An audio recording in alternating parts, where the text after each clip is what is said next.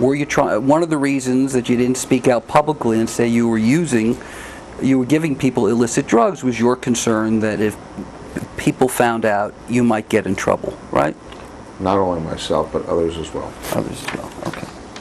Now, what about Mr. Montgomery? What's his first name? Tim. Tim. Was he a user of the clear and the cream? The cream got developed after I had terminated my relationship with both Tim Montgomery and Marion Jones. So neither of them used the cream, but they did use the clear. They did the clear. Okay. Did you ever make a statement on behalf of Mr. Montgomery denying the fact that he was making use of steroids? Not that I recall. Okay.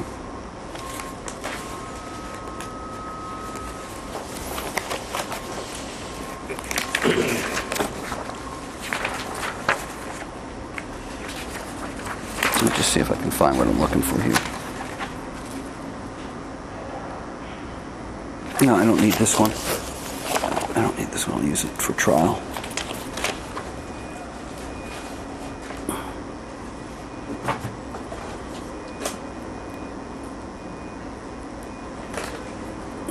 So C.J. Hunter was somebody you never gave, did you or did you not give illegal substances to C.J. Hunter? C.J. had already retired when they contacted me from competing. That was a part of an agreement that he had with the IAAF, was that he would not compete at the Olympics, so he wasn't competitive. But I do recall that later, not during his career did I ever give anything to enhance his performance, but I do recall later, possibly in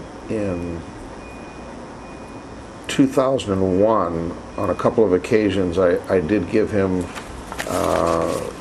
some anabolic steroids for the purposes of losing weight, but not during his career. Okay, I don't need that.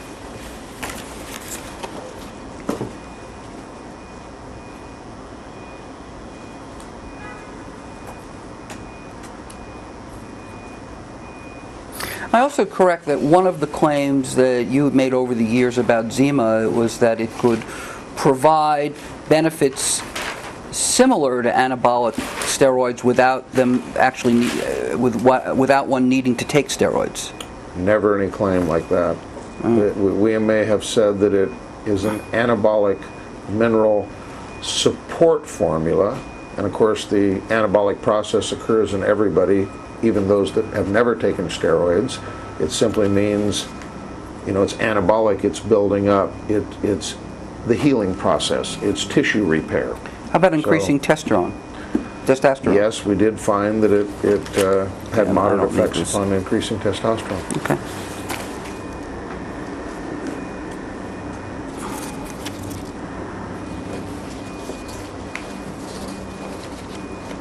Okay, I had asked you about this, but I don't think we ever got to the article before.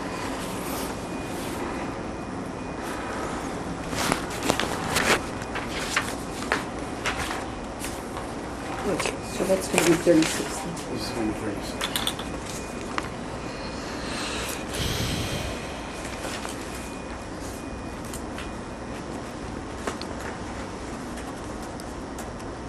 I just want to point you to, this is an article from the Los Angeles Times. I may have done this already, but I just want to be sure.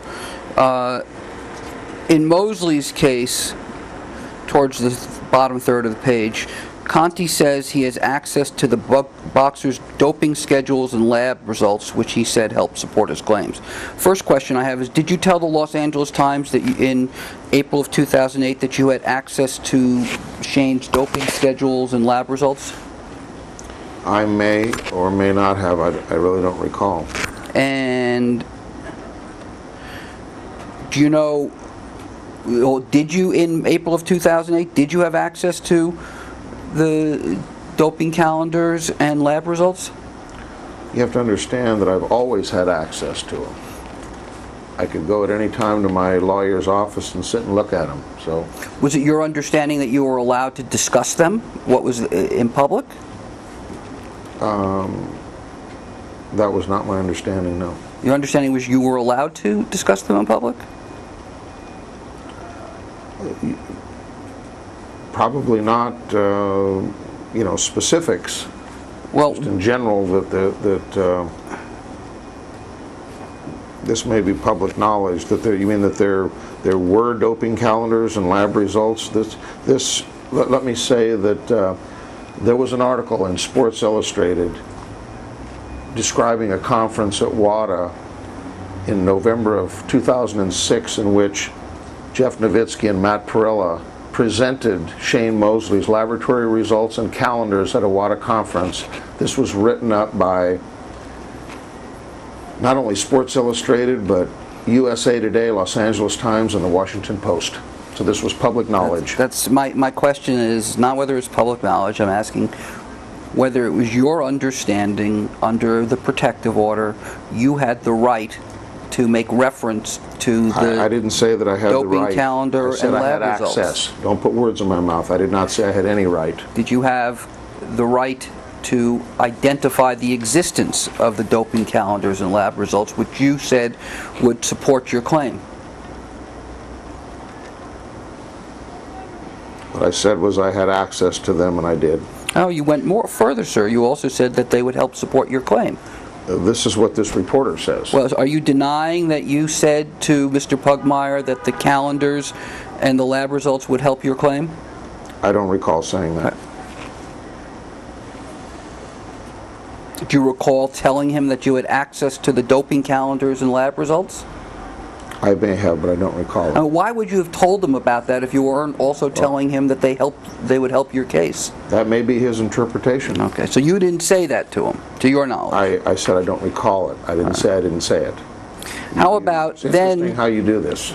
then you said, then it's quoted, it says, Conte said his doping calendars for Mosley, known in the documents by the initials SM, showed the boxer started up the Clear, a liquid steroid dropped under the tongue, and the EPO, which was injected into stomach. And the EPO, which was injected into Mosley's stomach area on July 26, 2003, exactly 7 weeks before the De La Hoya rematch. Mr. Conte, do you recall telling Mr. Pugmire that the calendar had the initials SM on it?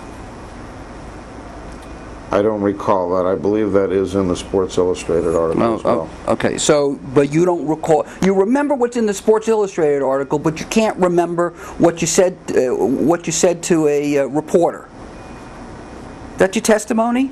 Yes, it is. Okay, you can't recall whether or not, and you recalled when that reporter called you sometime in April that the calendar reflected July 26th as the starting date because that had been mentioned in the Sports Illustrated article?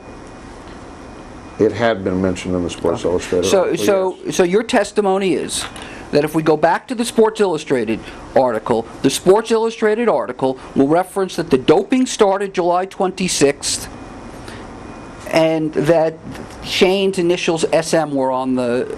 I'm not certain about that. Okay, well then if you're not certain about that, where does this information come from that you gave to Mr. Pugmire?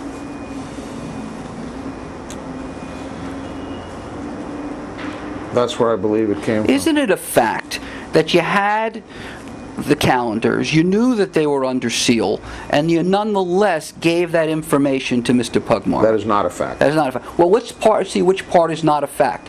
You knew they were under seal, correct? What I said was I had access to them. All right. You also gave details about them, didn't you? He claims I gave details about So you're saying that Mr. So Pugmire you- is not telling the truth? What I said was I don't recall giving him that specific information. All right. Well, do you have any reason to believe that you wouldn't have given him that information? I think I would have been careful about what I said Why? because I certainly didn't want to violate any protective order. Okay. So you were concerned that what you might say to him about the Shane Mosley materials might violate a Not protective just order. with Shane Mosley, but with anybody But we were involved in talking it. in Let him this... let him just finish his answer, please. Okay.